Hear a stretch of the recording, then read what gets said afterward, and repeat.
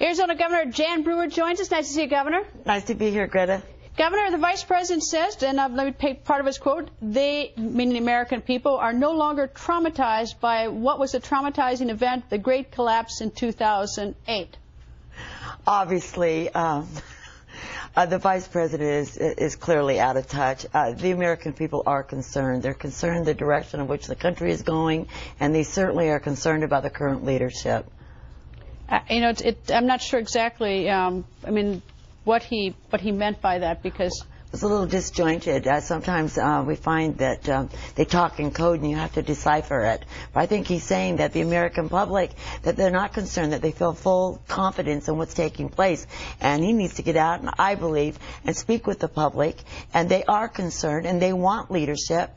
They see a government that is not functioning. They have no plan. They're not showing leadership. They just keep doing the bait and switch. You were at the White House today when the President was speaking. He threw the press out, but I'm curious, what did the President say about this? About the sequestration and all the money problems? Well, he definitely says that he wants to work together, but obviously he doesn't want to compromise one little bit. Bottom line is that he wants to raise taxes, and he doesn't want to cut. And I think the American people believe that, the time now is to start cutting the budget. $17 billion deficit, and he wants to continue to spend. He doesn't want to do. He wants to raise taxes. Is there any room in your mind? I know you were on Face the Nation yesterday talking about taxes. In your mind, is there any room to increase taxes on anybody, or close loopholes, or get rid of deductions? On the federal level, Greta, I really truly believe spending has been out of control, just totally out of control. We cannot continue down that path.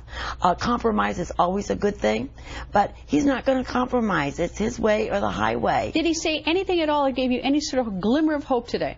He, a hope? Yeah. No. Okay. He told me that, and the rest of the governors that were there, that he wasn't running for election. His elections were behind him, and that he was going to do what he thought was right for the country, and he wasn't going to look at polls like some politicians do, because they're always looking forward to that next election.